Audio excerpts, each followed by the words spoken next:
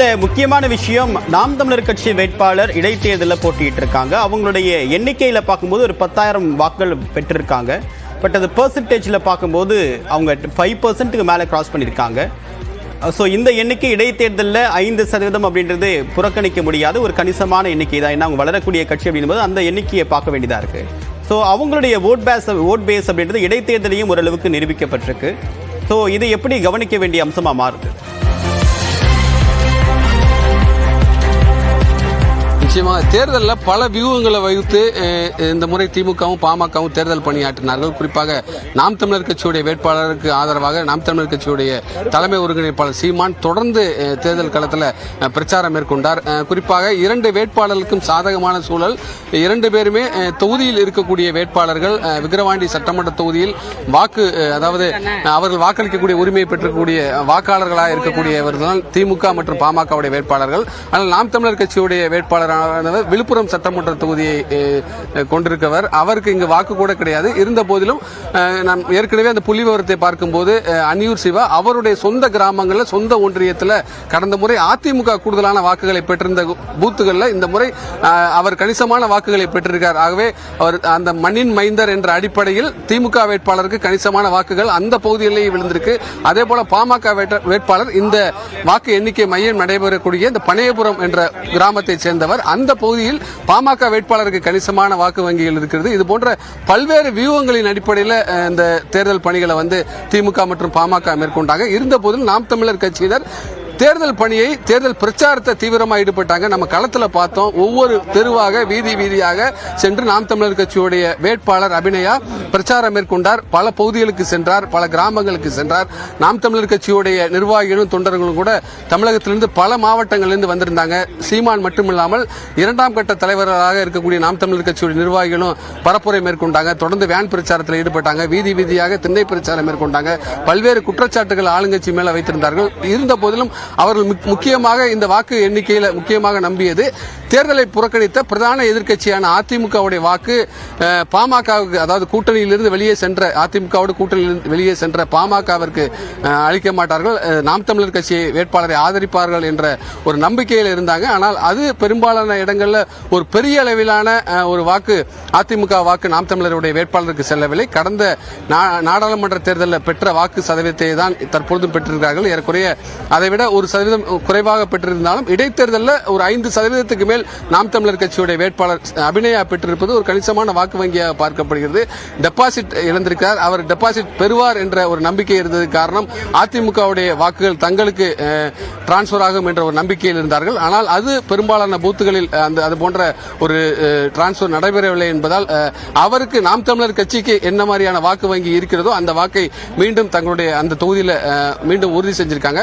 பாமக வேட்பாளரும் இது போன்ற ஒரு கணிசமான ஒரு தீவிரமான பரப்புரையில் ஈடுபட்டார். அவரும் தேர்தல் பணியை தீவிரப்படுத்தியிருந்த நிலையில் தற்பொழுது 2ஆம் இடம் பிடித்திருக்கிறார். ஏறக்குறைய பாமக தனித்து, அதாவது விக்கிரவாண்டி தொகுதியில் தற்பொழுது ஒரு அதிக அளவிலான வாக்கு பெற்றது இதுதான் முதல் முறையாக பார்க்கப்படுகிறது. தேவப்பிரியன் கோகுல், இதுல வெவ்வேறு கட்சிகளுடைய விஷயங்களை தொடர்ந்து பேசிட்டு இருக்கோம். இப்ப பாட்டாளி மக்கள் கட்சி அவங்க செல்வாக்கு மிக்க பகுதியில் களம் கண்டு 2ஆம் இடத்துல பிடிச்சிருக்காங்க. இதுல முதமுறையா தேசிய ஜனநாயக கூட்டணி பாஜக தலைமையில பாமக அங்கம் வகிச்சிருக்கு. கடந்த காலங்களில் அவங்க 2014 தான் அதே மாதிரி தேசிய ஜனநாயக கூட்டணியில் அங்கம் வகிச்சாங்க. பட் சட்டமன்றத்தில் இந்த கூட்டணி அப்படின்றது எப்படி ஒர்க் அவுட் ஆயிருக்கு கிரவுண்ட்ல? பாமக ஓட் பேஸை அவங்க ஸ்ட்ரென்தன் பண்ணியிருக்காங்க, அவங்க உறுதியாக காமிச்சிருக்காங்க. பட் அண்ணாமலை தலைமையிலான பாஜகவுடைய வாக்கு அப்படின்றது இந்த அன்புமணிக்கு எந்த அளவுக்கு வந்திருக்கு?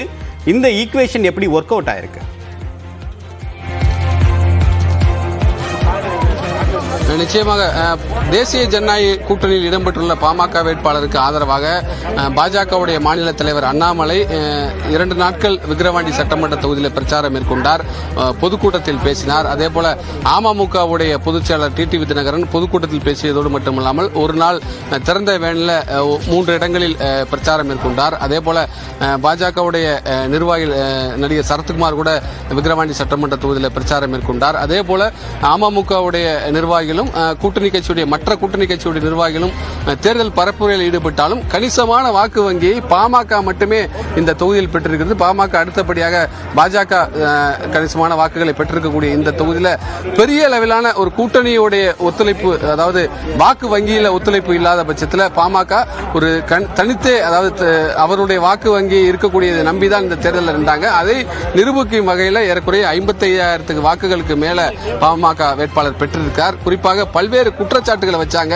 இடஒதுக்கீடு தொடர்பாக திமுக அரசு தங்கள் சமூகத்தை துரோகம் இழைப்பதாக பல்வேறு குற்றச்சாட்டுகளை வச்சாங்க. அதையே பல பிரச்சாரம் மேற்கொண்டாங்க.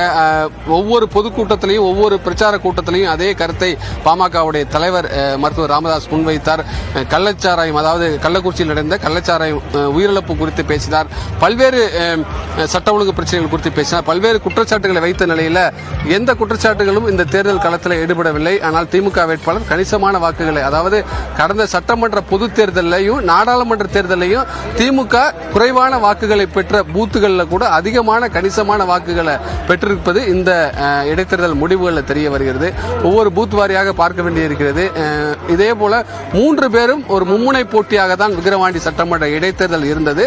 அந்த அடிப்படையில் இடைத்தேர்தலில் கடந்த கால ஏறக்குறைய பல ஆண்டுகளாகவே ஆளும் அரசு தான் வெற்றி பெற்று வருகிறது. அதே போல ஆளுங்கட்சியாக இருக்கக்கூடிய திமுகவே மீண்டும் இந்த இடைத்தேர்தலில் வெற்றி பெற்றிருக்காங்க. கடந்த 2019 நடைபெற்ற விக்கிரவாண்டி சட்டமன்ற இடைத்தேர்தலில் அப்போது ஆளுங்கட்சியாக இருந்து அதிமுக வெற்றி பெற்றது.